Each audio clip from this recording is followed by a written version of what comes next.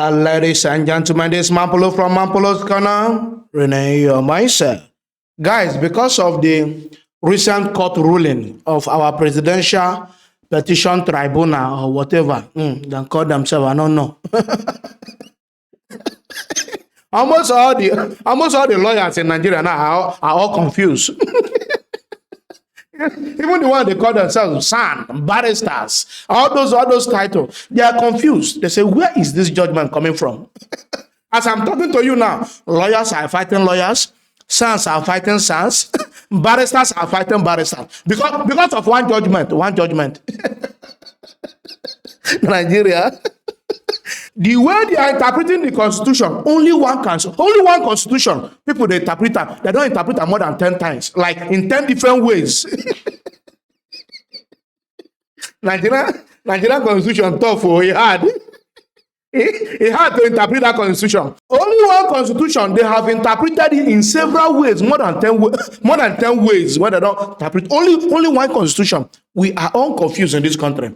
Very big confusion everywhere.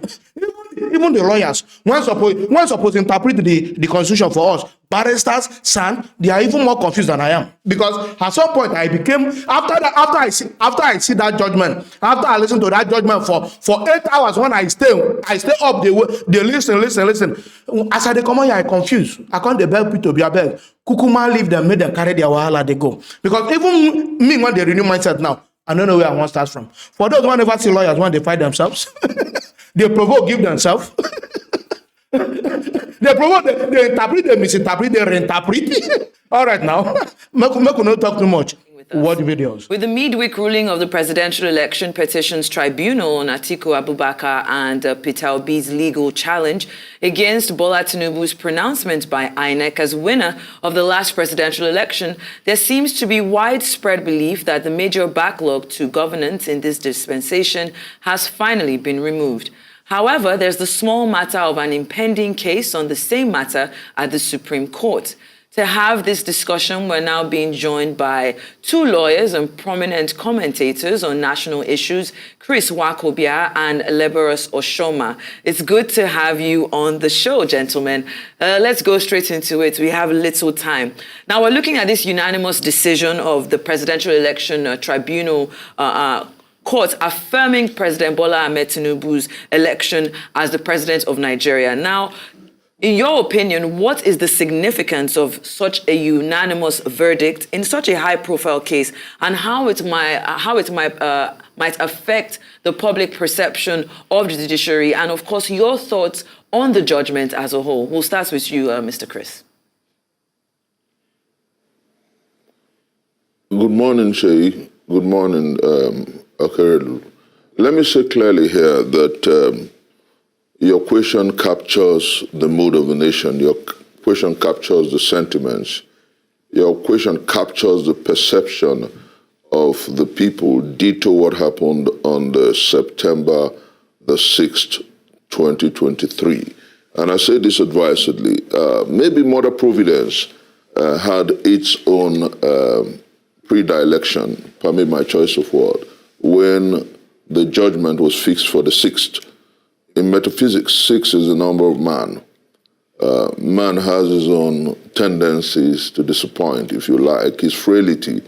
And in this case, not wanting to stand by and for the truth, And interestingly, I hope that when the matter gets to the Supreme Court won't choose another 6th, number 6, to disappoint the people, because the issues are very lucid. They are fundamental issues, and in law, we were taught as young students in law school that judges do not descend to the arena. They don't grant prayers you do not ask for. And let me say clearly that in one of those very funny paragraphs in the judgment, the judges came down to the arena. They did say about a certain witness from the Labour Party that she was a party member, the lady from Amazon, that they cannot admit her evidence because she's a member of the Labour Party. And then turns, on the other hand, to admit the evidence from a sitting senator APC. from a reputable member of the APC, Jesus. my brother and friend, who is presently the majority leader of the Senate, Bamidele Okpeyemi. That's, on the one hand, admitting that clearly, if you like, maybe it was the voice of Esau and the hands of Jacob, or vice versa. But let me say clearly, as I talked to you this morning, what is important is that, like we said before the judgment, all eyes were on the judiciary. It was the judiciary that was on trial. We have seen the certified true copy of that judgment, and clearly on the top of it, the header. I don't know why they made that mistake. The judgment, as it were, assumedly proceeded from the APC presidential legal team. Jesus. And you could see when the judges were reading it, they were not reading a judgment that was indigenous to them. They were not reading a judgment that they could own. They were, if you're reading your speech, you make very little mistakes. But when you're reading a prepared speech, a written speech, it's of difficult. course you could see it. Everybody who watched that, the longest, if you like, the longest judgment we've seen in our historicity, Very difficult. would understand that it was clearly about the puppet and the puppeteer. But I believe that what we're doing, this forensic, is actually interested in putting our democracy right, because congruent with democratic process is the transparency and the credibility of the electoral process. All right, now let me turn my attention to Liberals. And I would say, like Mr. Walker Beer just mentioned, the judiciary was on trial. And what can our institutions do to restore confidence? And that is one question. Do not laugh. That is one question. The other question is this.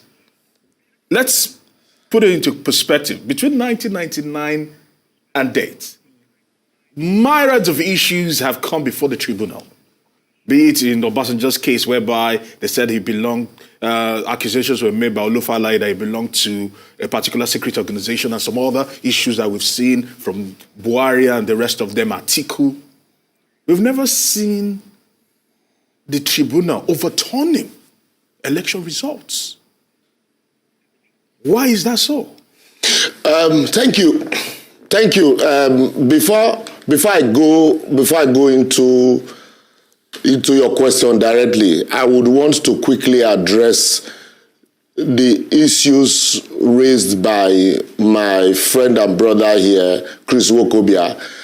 As a practicing lawyer that have handled election petition matters since 2003, I will not sit down here and allow a fellow lawyer claim that a judge reading a judgment and with one or two corrections in court, that judgment does not belong to him.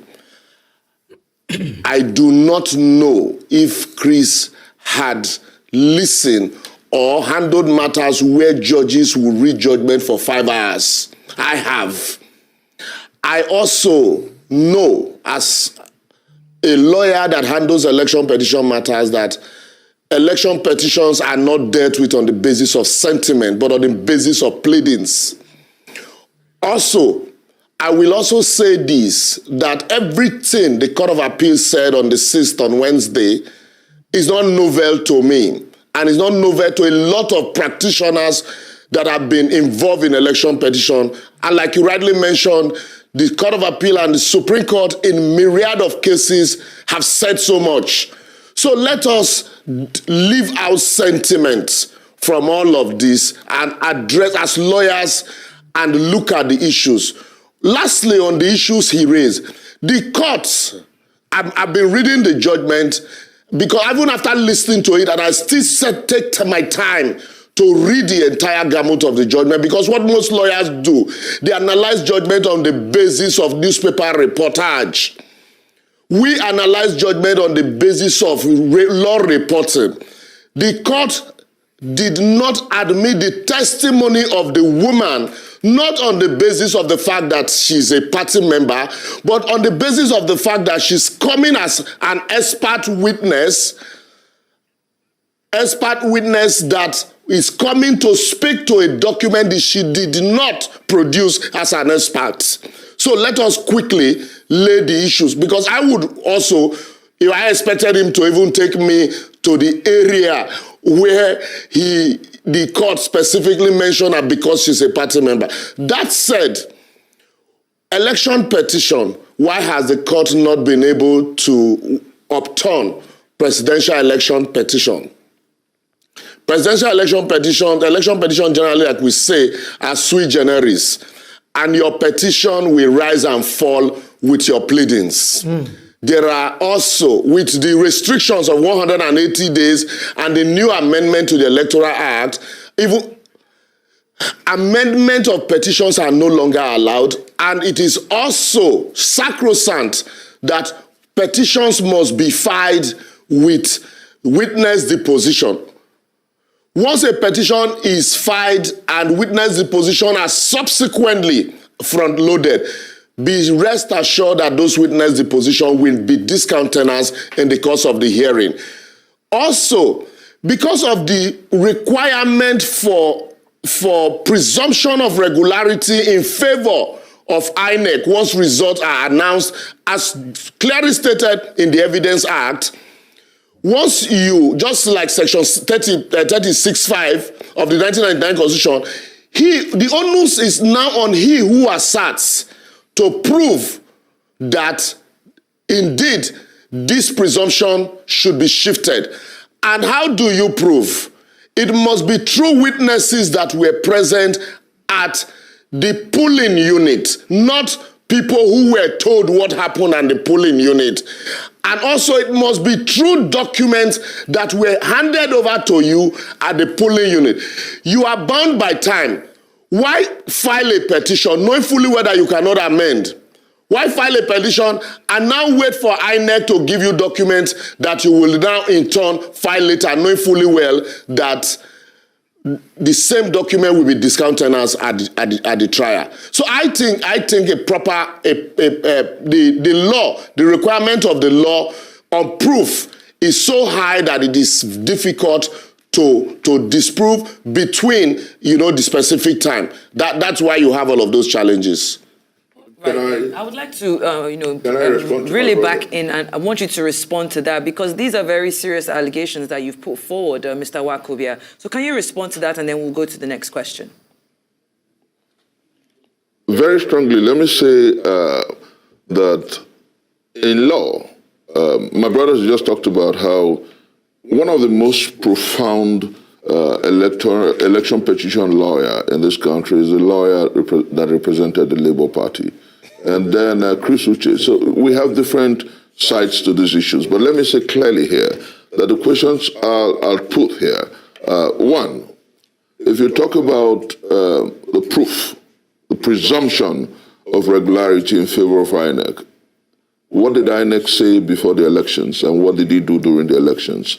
And what happened, what the justices, because if you follow the entire ruling, you find out first that at every point in dismissing the issues put before the court, the justices descended to the arena. They sounded like litigants. They sounded like they were defending the position of the All Progressive Congress. And I say, you saw the issue about 25% of Abuja. Rather than staying on the provisions of Section 134 and Section 299, they were simply pondering around the issues. By law, the Constitution provides a special status for Abuja. They threw it away.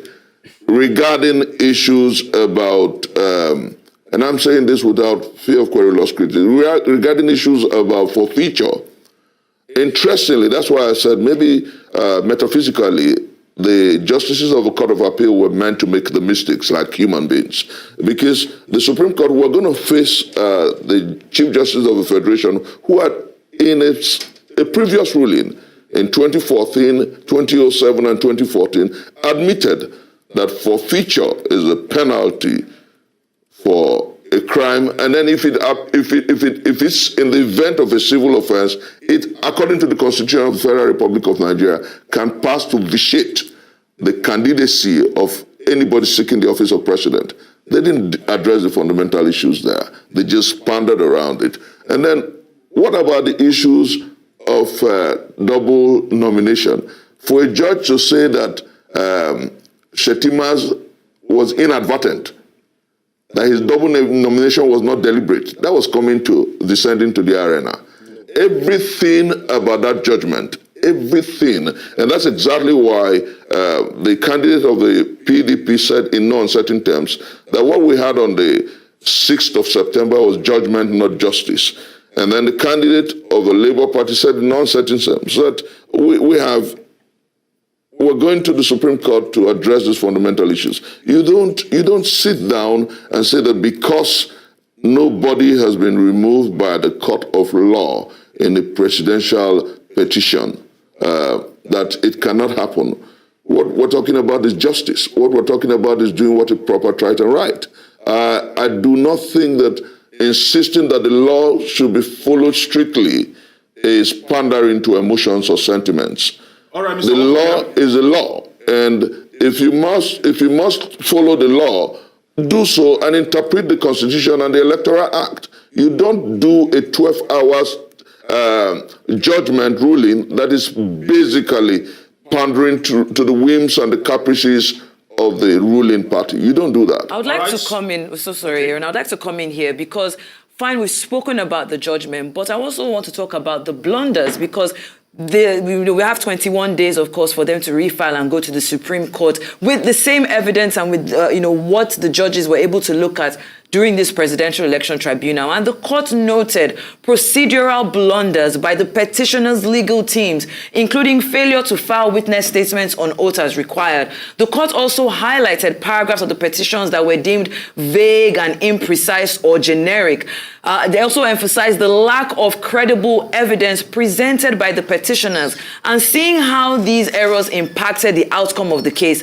We're looking at the back end where some senior lawyers have said that the justices did a thorough job to the extent that the representing parties were chided even while the judgment was being read for the inadequacies in their research to build their clients' cases. Now, are we looking at a situation where the opposition's petition was watery from the beginning because what the judgment was based on the facts that they were able to look at? And if they're using that same, those same witnesses and that same all of that, taking that to the Supreme Court. You don't sacrifice justice on the altar of technicalities, Chaito. You don't sacrifice, I'm coming. You don't sacrifice justice on the altar of technicalities, Chaito. And that was why the judges did. Okay, can we, gentlemen, if we can just take it one point at a time. All right then, let's go to Libros. Yeah, so let me first and foremost say that my friend and brother here is not talking law but sentiment, really.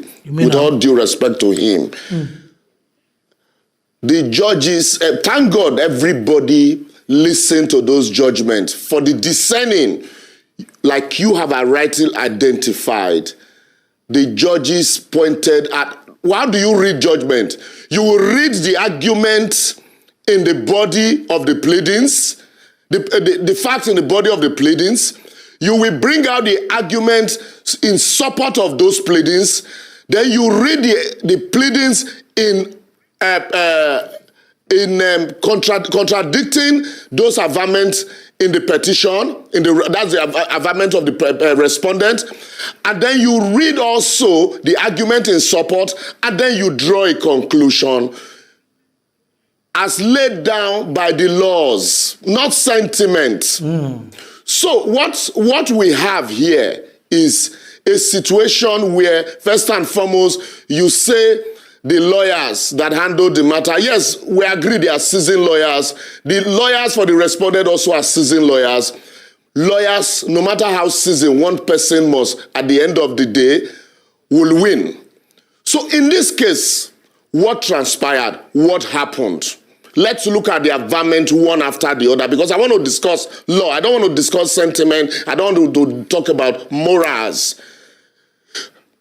You allege that you have agents in 170-something thousand polling units. You couldn't produce one. to disprove or to prove the evidence that truly there were irregularity in at least one polling unit. On the issue of 25%, in 2005,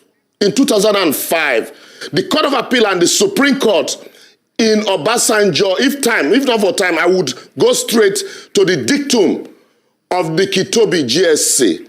If you permit me, I can read it for you. Held that there are no special status in as far as votes are concerned, and that all votes are equal. The Court of Appeal on Wednesday simply followed that dictum that had been laid down. And Section 299 of the Constitution also states that for the purpose of this Constitution, FCT shall be taken as a state. Allow me, please. And so, what the court simply did was to reiterate the position that had been stated by law. And so if you are going to counter those positions, you must cite a superior law and not come here and pander to sentiment at this point and begin in time, to call before we come names to Mr. and Walker, say those judgments were written. Permit me to now. interject at this point, because if you're speaking about the law, people were a little bit perplexed and puzzled in regards to the five-man panel led by Justice Imani and sections 52 and 65 of the Electoral Act, which granted INEC the freedom to prescribe the method of transmitting results. And you and I know there is no secret. There are video evidences everywhere where INEC vowed and insisted that electronic transmission of results is the only way out. And they decided to renege on their promises. Okay. So quickly, please, because I wanted to address that area. Okay. When a provision of the law gives a discretion and somebody says, I am going to do it this way, on the day of that election, that same person comes to say, for the reason of force majeure, I can no longer do it that way. That is I fraud. will do it this other way. That is fraud. What the court would do, the court cannot take away that discretion, because it is not a discretion donated by the court, but by the law. And what the court simply said is, this unanimously, both the Supreme Court has said this, the Federal High Court has said this, the Court of Appeal has said this repeatedly. What the court simply said is, INEC has the discretion. The word didn't say shall. They said as stated by INEC. So if INEC gave a regulation and they are not able to comply with that regulation, does the law permit them that discretion? The answer is yes. That is what the law simply said. And then lastly on this, do you know that the same issue that we are talking about now, the Supreme Court, in the case of Osun, when the Supreme Court delivered judgment, those that are complaining today, we are celebrating. On the same IREV, the Supreme Court, not Court of Appeal now, the Supreme Court said that INEC has a discretion. The PDP celebrated it and they said it was victory for democracy. APC complained that it shouldn't be. But today, it is in favor of APC. The same PDP that celebrated before are complaining. The APC that were complaining before are today celebrating. That is the law. It does not pander to sentiment. Let me say very importantly that my brother here talked about the status of Abuja. Section 299. Go to IREV. No, the Supreme Court judgment on Section 299 on the status of Abuja talks about Abuja we are not really presumed. Can you keep quiet? Can I just talks about Abuja clearly being presumed as a state on three accounts, not with respect to elections. Every state has its provision regarding elections. Please. Every state has its provision regarding elections, and you do not lump Abuja. Abuja does not have three senators. Abuja has one senator. Abuja does not have a governor. Abuja has a minister over Abuja. Abuja does not have a state cabinet. Abuja has a development authority. Abuja, by the constitution, is unique and special. And those who live in Abuja are not necessarily settlers. You have indigents and you have people from different places. So for those who, if you read, no, listen, I'm talking, I'll let you talk. I'll let you talk. The fundamental issues is that when people decide, and it was Sir Walter Scott who said, oh, what a tangled web we weave when first we practice to deceive. When we look at these issues, you don't sacrifice justice on the altar of technicalities. And that's the fundamental argument that I'm making here. If you wake up and tell me that regarding forfeiture, for instance, the present CJN of the country had ruled, and why didn't the court mention that ruling where he admitted in that case, Mohammed Abacha against the Federal Republic of Nigeria, he talked about forfeiture clearly as a punishment for an offense, or even in civil matters. Our Constitution in Section 137, subsection 1, talks about when you have forfeiture, either for criminal or civil offense, you lack the constitutional right to run for the office of president. So I don't understand where people get the validity for a judgment that is absolutely against the intent of the law, absolutely political, absolutely patronizing of the ruling party. But I said this to you clearly, and to Nigerians, that we will continue to test this whole, because ultimately what is important is that the man who must occupy the seat of power must not only be honorable, but must be seen to have won fair and square and according to the provisions of the law. What happened clearly without equivocation on the 6th of September was miscarriage of justice. It was judgment read to suit the puppeteer by the 5 puppets of the court. Quickly, I do not, like I said, I want to discuss law. I don't want to discuss sentiment. Section 137, sub 1 says a person shall not be qualified for the election to the office of the president if he is under a sentence of death imposed by a court of competent jurisdiction, a competent law or tribunal in Nigeria, or a sentence of imprisonment or fine for any offense involving, let me finish. Fine for any offense involving dishonesty or fraud by whatever name called, or for any other offense imposed on him by any court or tribunal, or submitted by a competent authority for any other sentence imposed on him by such a court or tribunal.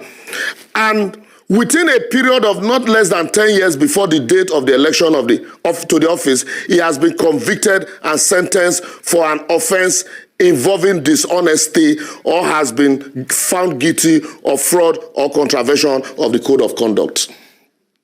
Then if you go to section 299, I will take the two of them together because of the time.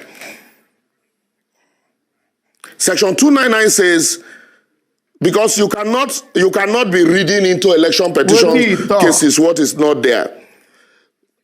Read the dictum of Ariwola. I would have to interject. Section 299 says that for the purpose, quickly permit me, that for the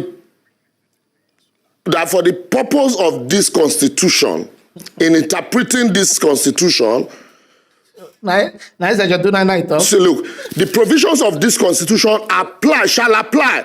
The word shall apply to the Federal Capital Territory, Abuja, as if it were, shall apply, as if it were one of the states of the Federation All right, then, Mr. Libros, unfortunately, because of time, Mr. Libros and Mr. Chris Nwankobia, maybe we're going to have another conversation like this. On which you can apply. Mr. Libros and Mr. Chris, we have run out of time, but I can see how passionate you have both been about this conversation. But we have to go on a break. Thank you so much for being on here. Both sides of this argument have been heard, and of course, the Nigerian citizens are going to have a field day with this one as they think about what this means for our nation? Well, when I don't listen, when I don't hear, they fight.